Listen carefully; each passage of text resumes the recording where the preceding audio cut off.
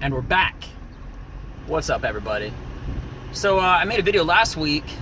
It was literally too hot to record. Not as in style, as in temperature. It was so hot as shit. My phone kept overheating because the sun was going directly into the phone. It was charging up the back, and it was just getting really hot. So, sorry about that. Anyway, I got a show coming up this Saturday. Yeah, Saturday in a place called, I think it's called Katy, Texas. Got people standing in the street right now. That's not weird.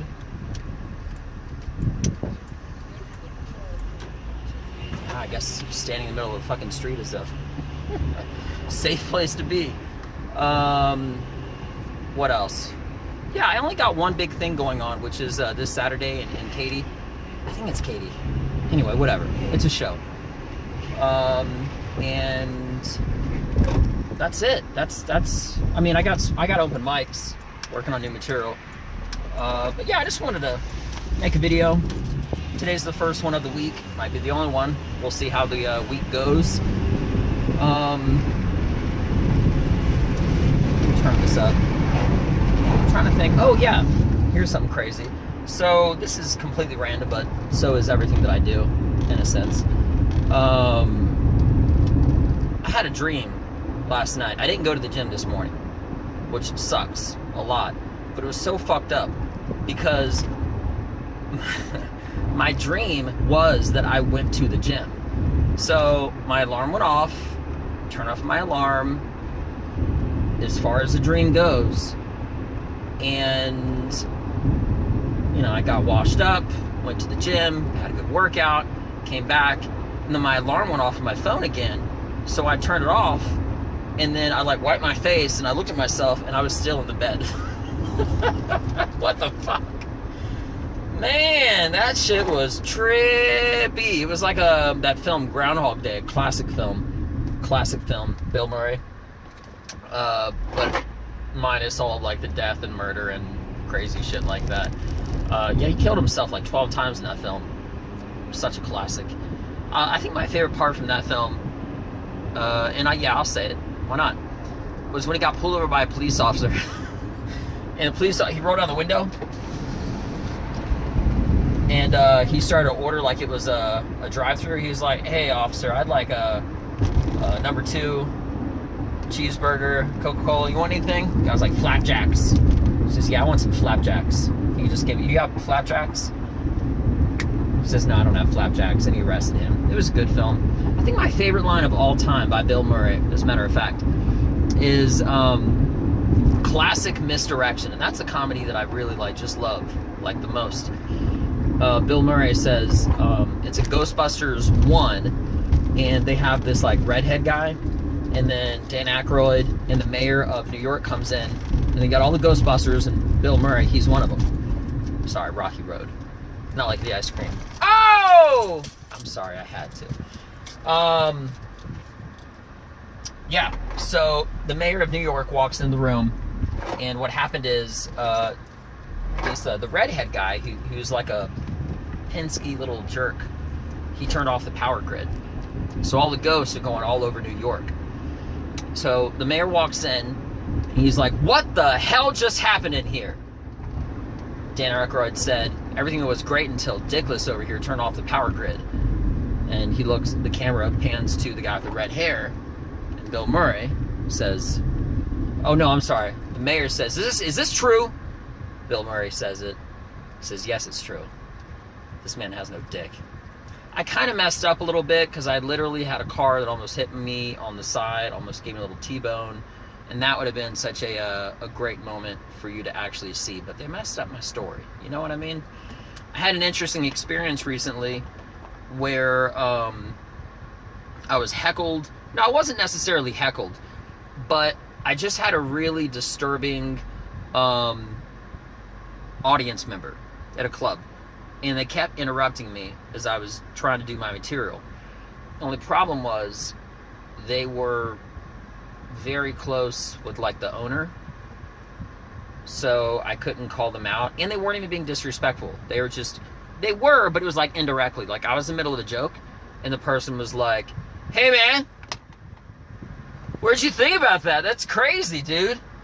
That shit's crazy. And I was just like, oh, and then another person in the audience was like, hey, are you filming this? I'm like, are you fucking, yeah, this is the time that I want to talk about that. Why are you gonna, you see the cameras on. You see the red light blinking, you know? I'm saying that's a pretty good indication that I'm recording. Why would you ask me in the middle of recording if I am recording? Unless you have no idea how cameras work and what a red blinking dot means, you are completely exempt from all criticism. Otherwise, shoot yourself. Not fatally. That would be fucked up. Yeah, don't shoot yourself, but whatever. People are so sensitive nowadays. What else is going on? I've been reaching out to a lot of comics, like headliners and whatnot, and trying to find out if I can open the opening act, or if I could open for them and be like the feature act. I'm getting some positive feedback, some possibilities of that, so I might be doing that. You know, that's really like one of my next goals, but it's weird because, you know, I'm not really sure if me opening up for other people helps build myself, but I know it would be good stage time, and it'll be a positive experience. But that is like a goal of mine, and I'm on the cusp. I'm like right there. I'm at the level of where I can already do it without problem, without effort. I can host, I can bring someone on stage, introduce them to the main guy, whatever. I just haven't had the opportunity. So what I'm really trying to do now is just basically, that's another short-term, very short-term goal, and kind of make a habit of it, because I would love to be on stage and open for some, you know, comedian or comedians that I really I click with, that I like a lot. There are some politics in that, and I'm not going to get into it, because especially moving from DC, you do kind of got to watch what you say when it comes to talking with other people's names mentioned, because it might come out the wrong way. I don't have any negative vibes against anybody. I don't have any problems with anybody, so I'm not even going to get into it. But to say the least, I found out over the weekend that there is like some politics. I'll just say it at that. There's just a structure to how people are chosen, and I am working my way to being in that group so that I can hopefully, potentially. The only issue is that when it comes to opportunities for yourself, the sky is the limit. Seriously, you can just keep going and going. But when it comes to the opportunity of a closed group, you gotta be a part of it. You're either in it or you're out of it. And right now I'm definitely out of it. Not because I'm not liked or respected or hated, not for any reason. I'm just new. Nobody really knows me that well. I'm really kind of weird in that aspect, because I love doing comedy, but I don't really like watching it. Unless it's somebody that I like really, really like. I keep saying click with, you know, vibe. Because I have a very select sense of humor, and I'm learning and have learned to pull back my level to be more, to have like that happy ratio of the audience, because I love making people laugh. That's it. That's everything. So if I say 100 jokes, I'd rather have it be jokes that I love 80% of the way, compared to like my 100% jokes that I absolutely love, which may be a little bit darker towards my sense of humor. I can pull it back and still be happy with the material and have 100% of everybody in the crowd like it too, ideally. I just got to make sure that I pull it back, and that's something that I've sort of recently learned and figure out, and it's been working extremely well. What else is going on? I'm still going to try to make a better promotional video, because my last one was good, but I know I can do better. And aside from that, I'm just keep on keeping on. If I get into this one festival, I will freak the fuck out. I will be over the moon, excited, and I'll make a freak out video. And I'm really hoping to do that. Worst case scenario is not a worst case scenario, because I will go to it eventually. If not now, I will go later, sooner than later at that. But yeah, I'm ready for some good news. I really, really am. I'm ready for something great to happen, and I'm working hard and diligently to make it happen. You know, I've never really understood why people can stand by years of experience doing something as though that is the reason why you should be good at something. Okay? You having multiple years in a task doesn't mean you're good at it. If you fucking suck at throwing a baseball, and you've been throwing a baseball for 50 years, that's 50 years of sucking. Think of it like that. Compared to if you, you know, you had a good arm naturally, and you know, you were great at football, and now you're just throwing a baseball, or whatever the case is. You know, I've always been a big believer in the different dynamics of being great at anything, whether it's natural talent or hard work or both, which I believe I have both. And that's not like a jerk-ass opinionated thing to say. I'm just being honest with myself. That's my belief, so therefore it's true for me. I've got a train in front of me, so it may take a little bit longer for this video. But I feel like experience level, when somebody wants to know how long I've been doing comedy, I've said this before, and I'll just say it again. It really is a weird question, because I love this, and this is nothing new to me. But should I give them the answer of how long I've been writing, how long I've been trying to pursue this, how long I've been consistently getting on stage? You know, and it would be ignorant and naive, hypothetically, if somebody said everything leading up to the stage meant nothing, because that's not true. That's definitely not true. I haven't ever had a problem making a scene or being the center of attention, and I'm only refining my craft and getting better and better. But the only reason why I'm saying that is because I started thinking in the middle of talking how some people say, oh, I've been doing it for, how long have you been in comedy? I always just say 2 years. No, I say like 6 months or 8 months. I pretty much start when I came to Texas. That's what I tell people. Because otherwise, it's just, you know, they just want a short, simple answer, and it might just be for conversation.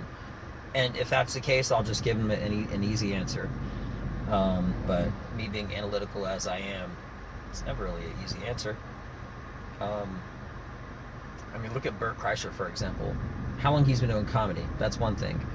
But the working parts leading up to that, between him going to college and going to Russia and all that other stuff, that counts for something too. You know? So, and I think it only counts as experience if you end up using it for comedy. Otherwise, it's just a moment that you experienced, you know? Yeah, so it's just sort of an interesting thing, because sometimes people will say that and they'll be like, I've been doing comedy for like 10 years. And they go up on stage and they never write any material. And I'm not hating, I'm just giving an example. I'm not even talking about anybody specific. I'm talking, this is a very generalization about everybody. And they fucking eat a pile of dicks. They just do absolutely horrible and bomb. And again, you could be like DJ Penn and get your black belt and win the worlds within the first 12 to 24 months. There are outliers. There are different things that can make you great. And experience is one of them. That gives you the foundation of consistency, the learning lessons and stuff like that. But I don't plan on, you know, having a time limit set for greatness. And that may sound arrogant, but I'm really not trying to have it be. But what I'm getting at is, if you're doing everything right, and you have belief in yourself, and you're taking all the proper work ethics and steps and all that needed to make yourself great, maybe you can be there in 2 years. Take, perfect example, take Brennan Schaub, for example. All right, me personally, I respect him. I admire him. He is phenomenal. For me personally, he does not have a style of comedy. There's successful comedians like a Jerry Seinfeld, and there's comedians that I vibe, that I click with, that I think that they are funny personally. Jerry Seinfeld is one of the most successful comedians, probably the most of all time, ever, hands down. Done. Okay? But, yeah, he got the majority of his cash, that money, from being a co-writer and actor on the greatest sitcom, potentially the greatest, that and Martin, whatever, anyway, ever. But I don't really think it's funny, and that takes nothing away from him. It's just a style of comedy. I support him. I want the best, etc. Just like Brendan Schaub, I have no qualms with him. He is hilarious to other people, but to me, he just doesn't make me laugh, and there's nothing wrong with that. I watched his whole stand-up special. I thought he did great, but not every comedian is for everybody. Just like music, and there's nothing wrong with that. There's, it's just a perfectly subjective kind of a thing. But what I'm getting at is that he has that professional work ethic, and in probably less than 2 years or however many of doing stand-up, he's already he's built a brand. He got known from his podcast, and now he's doing stand-up all over the world, all over the nation. He is doing that damn thing. And he has a lot of haters. And you know what? Fuck those guys. Because as Joe Rogan pointed out, if you don't have any clue what it is, correct your life, but whatever. Find out. He has that professional work ethic. I do too. I know I am. And I know I do. So I just have to work my way into that level of where he is. Now, he also already had a podcast. He had thousands or millions or hundreds of thousands of followers from being a UFC fighter. From the podcast, he had a lot of television time. All of that goes into account as far as how he could be able to move tickets and sell tickets. There are comedians that travel all around the country, maybe even all around the world, you haven't ever heard of, that are successful comedians that pay all their bills in comedy. That's it. But it also kind of depends on who you follow. If you don't follow, you name it, whoever, you're not really going to realize how successful he is.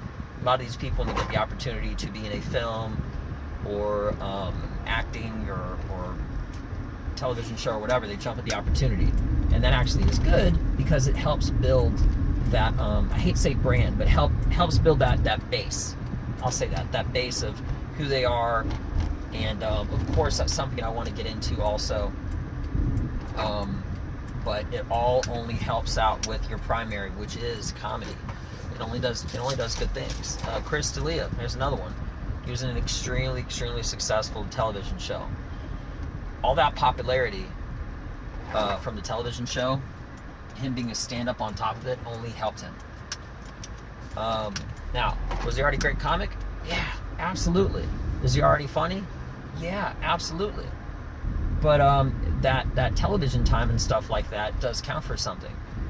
Not to say that you can't be successful at television or even television time prior to being a stand-up, because you can.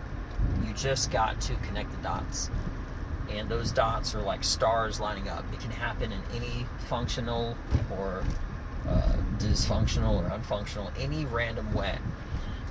And provided by, I am doing everything, let's just say, the Brendan way, which is hard work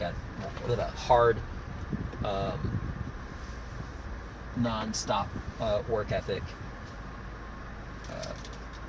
with a level of tenacity and grit and determination and hard work and everything else. You can definitely get there. You don't have to do this thing where you say that you do comedy for 10, 20, however many years, and that's why you're good. I think that your results should stand on their own 2 feet. So this whole thing about how long you've been doing comedy doesn't mean a lot.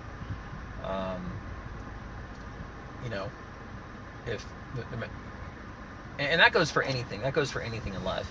You saying or you doing something for a long time doesn't necessarily make you better, unless you've been progressing through that whole period. I think that's the easiest way to say it in a nutshell. So I am at UPS right now. I have to drop off a couple things, and I'm going to do a couple one-liners just to check out the initial reaction and see how they work. And I'm going to drop a third one, which is something I always do this every time I go to the UPS or I go to a grocery store. I've said this, and I'm going to say it in the least arrogant way possible. The world is my stage, because every opportunity that I have to try out something new, I dial it in as much as possible before actually getting on stage. So by the time I get it on stage, I get the wording out correctly. I've already said it multiple times. I've sort of got some initial reactions, and again, I can condense that time to learn and develop and work on something faster. So that's what I'm about to do. I already know the 3 things I'm going to say. It has to do with anyway, you'll see it when it comes out. Not the jokes. I mean, not this part, but when it comes out. Anyway, whatever. I hope you like this video. Please subscribe. I just got a new subscriber. That's cool. I got to send him a message and find out how he heard about me. Yeah. So keep watching. The saga continues. Wu-Tang. I just wanted to say Wu-Tang. It says that in one of the songs. But yeah, I'm over at 20 minutes now, and I'm at the store, so I'm going to hop out. If this is last video, hope you liked it. And if it's not, with the power of editing, I'll be in a different location or driving or something like that. So stay tuned for more. Have a great one. See you guys. Bye. And we're back. Part 2. So I left my whoa, look at my camera going everywhere. So here's the thing. I'm on my way back out, and I'm essentially wasting life right now because I left my fucking wallet at my house, and you kind of need that when you're paying for groceries, unless you're a thief, and I'm not. I hate the fact that do you ever drive somewhere and this guy is on his phone? You know, all right, I gotta interrupt myself. You know how you can tell when somebody's actually like on their phone and driving, because there's like 60 feet between the car in front of them, and also they keep on like hitting the brakes. Anyway, whatever. That guy, that's what he's doing. Hope he's a fan. Have you ever drive somewhere, you leave your fucking wallet, you gotta turn around? You're never gonna get that time back. 0. Won't happen. And that's exactly what happened to me just now. I got that bitter taste in my mouth. Time wasted, which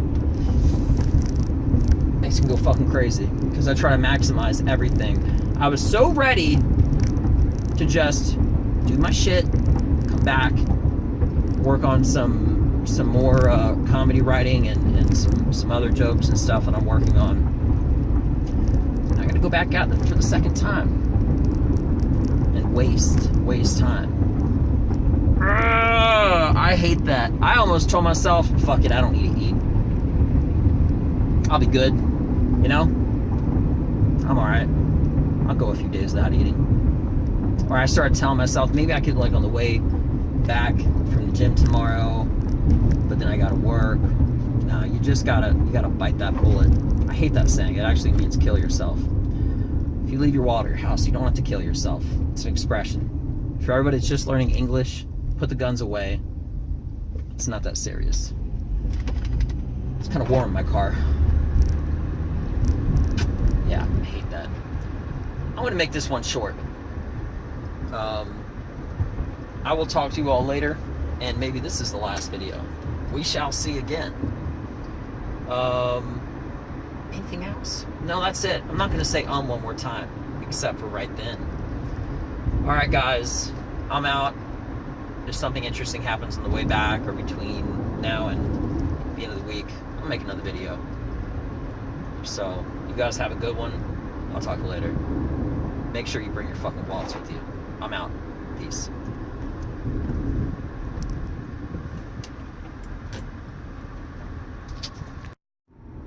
And we're back. What's up, everybody? I just left the comedy club. I had a really, really great set. I'm going to use this as the final video to submit myself to the the Big Sky Comedy Festival. I really do want to do the best possible, and as of now, it was just such a great set. It's shorter, but I'm gonna use it. I'm gonna use it as my promotional video set until further notice. It was a lot of fun, and I'm really noticing now that these shorter jokes, these like one-liners and whatnot, they're so good. Like, because you're starting and ending a whole story in just a matter of seconds, 10 to 15, 20 max, you know? And they're in and they're out. They're so boom, boom, boom, boom, boom. It's like rapid fire, and I loved it. It was so much fun. I was killing them. I did so great. I did so good that it actually like got to the point of where I didn't end the way I wanted to, because I timed everything perfect, and I had to kind of change my set list around. But that's okay, because I had some like crowd response, and some people were talking in it, but they were talking with me, so it actually added to the show. It actually added to the experience. So yeah, that's what I'm gonna take, and hopefully I'll know as soon as possible. The guys at the Big Sky Comedy Festival have been so awesome, and there's only a positive outcome of this, which is, in short, I'm either going to get it this time, or I'm going to get it next time and be even better. That's it. That's the only outcomes. That's the only possibilities. If I get it now, I'll be ready by then. If I get it later, I'll be even better later. I'm only getting better every single day.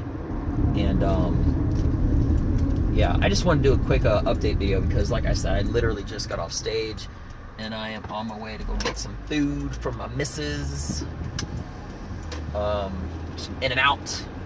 You know, when I go to burger joints, I think my wife should get like an award for being married to me. Seriously. Not because I'm so awesome, but because she puts up with so much of my shit. I don't complain. I'm thinking about that.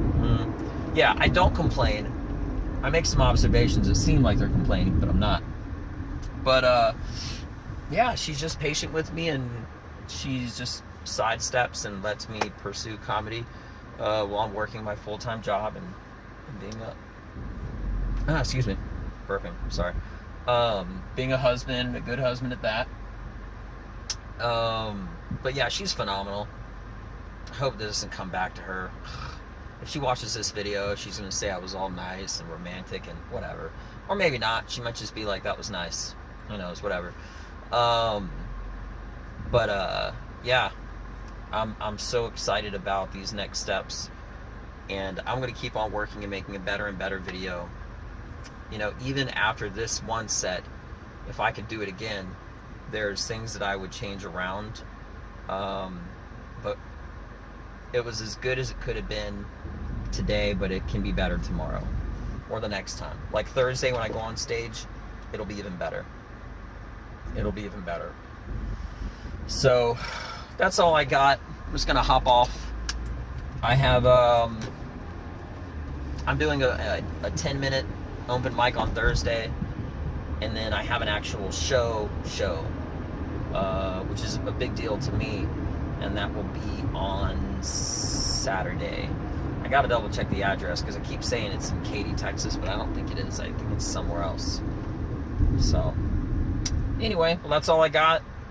This is part 2 of the video, and we'll see if there's more. If this isn't, please hit the like button, subscribe, don't miss a video, and join me for the journey. You guys have a good one. I'll see you later. I'm out. Good night.